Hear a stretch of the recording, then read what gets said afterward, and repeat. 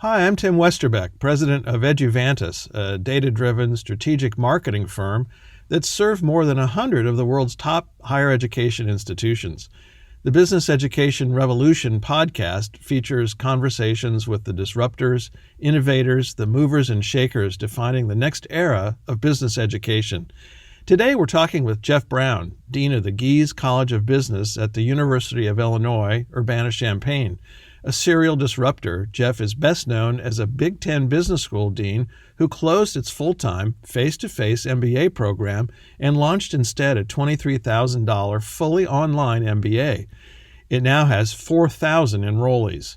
In part one of a two-part conversation, Jeff shares the details of this remarkable story of successful risk-taking and innovation. Thank you, Jeff, for taking time to both host me here and to talk with me today. We're delighted to have you. Thanks for coming to campus. What was I'll call it the business principle or the market conditions that sort of made this possible? Why now? Why was this able to work this well? So I know lots of institutions and lots of business schools pride themselves on how many people they can turn away and thinking about selectivity in their admissions process. That's never been who we are. We have high standards and our students are outstanding, but we're always looking for ways where we can serve more individuals. And what we saw happening in business education was, quite frankly, it was getting too expensive. It's an investment of a magnitude that I think has shut out an awful lot of people in society, not just in the United States, but around the world. And business education was, I feared, becoming something of a privilege that's only for the select few. And we never felt very good about that. So we really tried to tackle this from a mission-first perspective. Obviously, we have to pay our bills, and we need to do it in a way that allows us to be sustainable and also invest in our research enterprise. But I think we've been able to achieve that by recognizing that, the old demand curve sloped down. So when you lower the price, there's a lot more people that are willing and able to pursue an MBA or a management degree. And that's the market we've gone after. Yeah, and at that price point, I think there was sort of a collective gasp in the sort of business school world, and given the price points you described at a lot of other programs, what's the key to achieving this besides just scale? I mean, scale obviously, as you're pointing out, is a big part of this, but what else has to happen for this to be at the quality that you want it and at this kind of a price point? Yeah, well, scale certainly is a big part of it, right? I mean, all these studios and the time and investment that goes into high quality investment in our non-synchronous videos, our live sessions, and so forth. There's a big fixed cost to that, so scale is a piece of it. But there's lots of other things that we have to figure out along the way as well. Like, how do you create an amazing network of students when they're virtual and spread around the world, and so forth? We've figured these things out through a combination of, really smart people working on the problems, efficient and intelligent use of technology, and that has really enabled a lot of it. And frankly, in the early days, it was a little bit of a bold willingness to put a lot of resources into this before we knew for sure it was going to work, right? There were some risks here. We sunk millions of dollars into this program before we ever had a positive cash flow. But it has worked. At the scale that we are operating, I think we are delivering an incredibly high quality, not just education, but student experience. And we're doing it in a way that is net positive for our school's financial situation. It's allowed us to invest in faculty growth and the research enterprise and lots of other things. So I'm really pleased with how it's turned out. First of all, the idea of a Big Ten university maybe no longer being in the place and space-based MBA program business had to have been a big step, perceived risk on some level. There had to have been people who said, you must be crazy for undertaking this. And could you tell me a little bit about that? When we first announced this, a lot of people said we were crazy, especially people outside of the University of Illinois. Like, you can't make money doing that. You can't create a a network for the students. People had in mind this was going to be like just phoning it in, boring PowerPoints over. I think that's not what we created. We created a really highly impactful and interactive programs where the students interact and engage with each other, where they engage with the faculty. I give the first couple of cohorts of students enormous credit for helping to create the network and help us find the technology that allows them to really work effectively together. Those cohorts are very close to each other. It's an amazing network. The demand is clearly there. We didn't know for sure when we launched. And, at the time, I remember when we were getting ready to launch, I'd only been a dean for about 6 months. And Rajesh Ambati, who's now the president of Illinois Institute of Technology, he was my associate dean at the time, and we were working on this. And I said, you know what, we have to keep this first cohort to 50 or 60 people. So if something goes terribly wrong, like you and I can just split the list and each call 25 people and deal with it. We knew we were onto something positive when we admitted 115 students to get that 50 or 60 students, and we ended up with 112, I believe it was. Yeah. So only a couple of people turned us down. So the demand was there, the value's there, and then the enormous growth that we have seen, I think, has exceeded our expectations. And, I'm not in this business to prove skeptics wrong, but we have proved the skeptics wrong. We have some of the highest satisfaction rates in this program of any MBA program in the country, of any program that we offer. Our students are over the moon happy with their experience.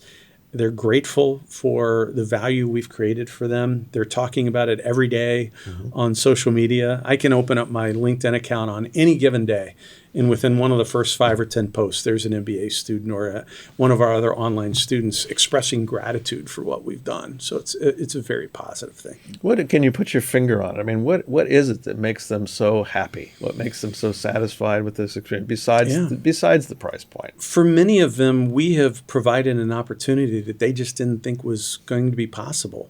So when you take a program, compare the value proposition of a traditional program where you leave your job, you uproot your family, or you leave your family, you leave your job, you move across the country or across the world, and you spend 2 years in an MBA program with the hope, and the promise that there'll be a good job on the other side of that, versus you can keep doing what you're doing. You're going to work really hard in this program, but after hours, while you're on vacation, while you're moving, while you're being deployed, if you're active military, you can take our program, engage with your peers, engage with our faculty, but you have a lot of flexibility on when you're watching the non-synchronous videos. We have flexibility during the days of offering live sessions at various times. We also record them in case you can't make any of them. We have just built this entire program with the user in mind. Like, what's one of the things we teach in business schools, right? It's about knowing your customer and serving customer needs. I will make an immodest statement and basically say, I think we have done a better job of meeting learners' needs than virtually anyone else out there in this space. And that's why they're grateful. And then when you add on top of that, we've done all that for them, and we're giving it to them at, 10% of the cost of some other programs. That's a hard value to beat. Because there's not a business school out there or a dean who isn't contemplating, how am I going to compete and play in this market? How am I going to use technology-based delivery? How's that going to impact my overall portfolio? How am I going to do this? You chose to deliver primarily through Coursera. We have a very important partnership with Coursera. University of Illinois at Urbana-Champaign was one of the first 12 or so institutions that were part of the first Coursera announcement about institutional partnerships in the MOOC space. This was more than a decade ago. And so we had this relationship, and we began talking to them about using that MOOC platform to then build on top of that a degree platform. But we deliver the live sessions on our own Canvas-based platform.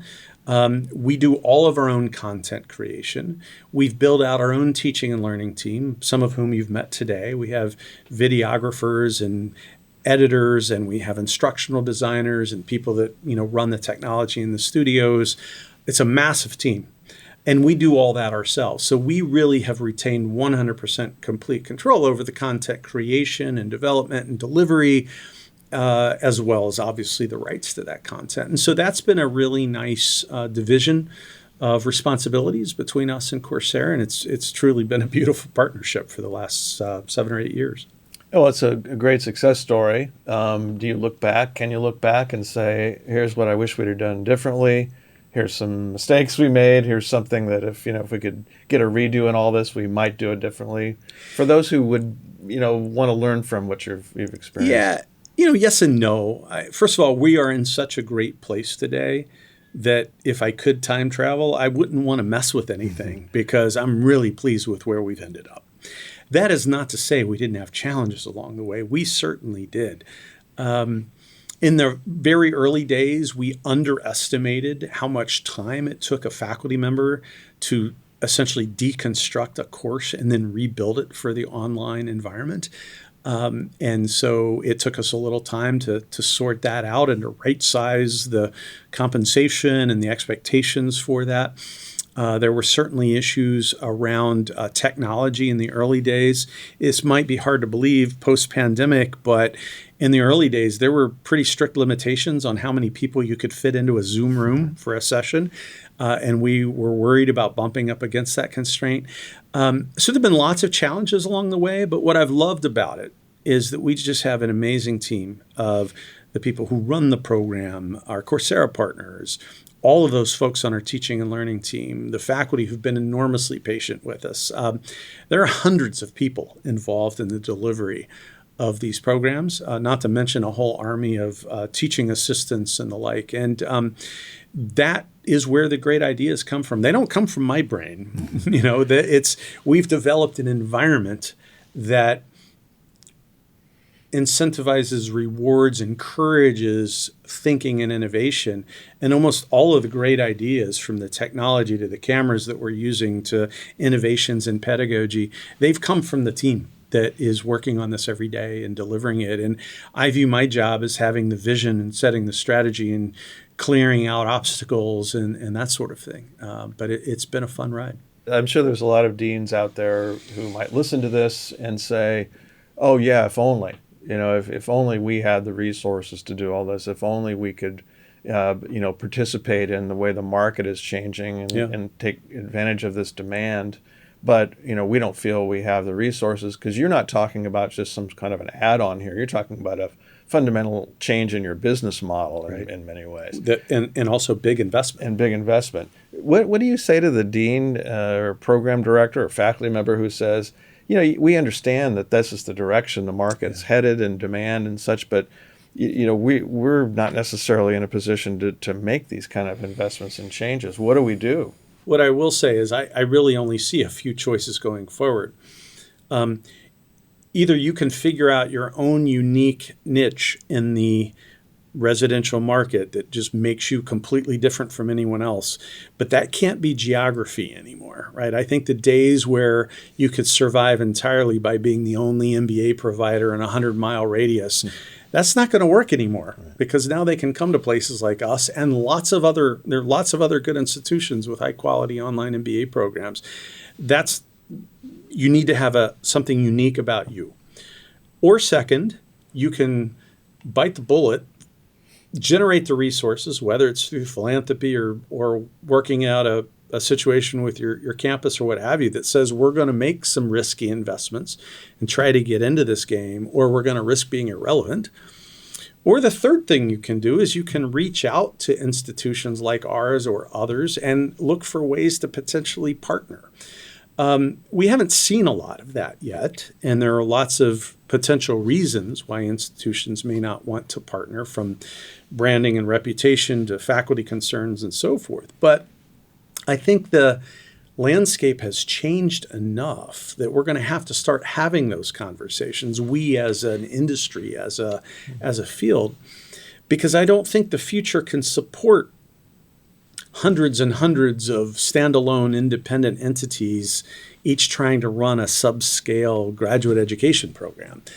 I don't pretend to have the answer for what that future looks like. We are trying to prepare ourselves to play in that space, regardless of how it evolves.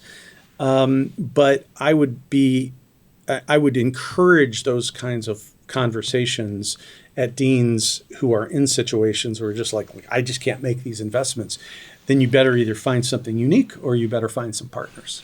Well, you have an outstanding white paper on the future of higher education, which I've taken the time to read, which is really very interesting and insightful. And what you're talking about here is a very different landscape and world than what we've known historically. It is. And how soon is this coming? And from your view, and what do we need to be doing next as an industry, if you will, in management education to prepare for this, both mentally and financially and operationally? As an economist, I was once given some great advice about predicting the economy, which is you can predict the outcome or the date, but don't ever do both. The same kind of it applies here. I believe that we are at the front end, and we're still early in the amount of transformation that we're going to face in higher education, especially in business education, but not only in business education. The speed of it, I'm a little more sanguine about predicting exactly, but I feel like it's already here. And I think if anything, the pace is likely to accelerate. And the reason for the acceleration is not so much that I think higher education institutions are going to suddenly wake up tomorrow and become really agile, market responsive, fast moving things. There are already emerging all kinds of non-higher ed alternatives for training and education, whether it's tech companies offering their own certifications, whether it is leading professional services firms partnering with a fully online institution to deliver its own internally branded MBA for free to its employees. These things are happening. And we might wish that some of them weren't happening, but they are. And if we want to future-proof ourselves, we need to be prepared to play in that space and bring our unique strengths to the table. But what we can't bring to this changing world is just the same old way of doing things.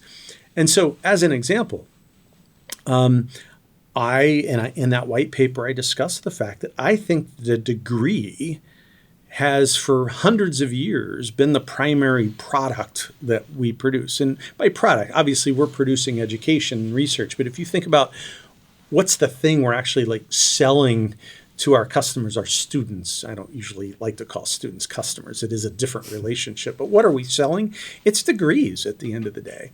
I think that world, I think that has peaked. That's not the world we live in anymore. People are going to need education throughout their lives. They're going to need it when they need it and where they need it. And this idea that you can go to school for a couple of years and emerge at age 22 and be set for life, that's a really outdated notion.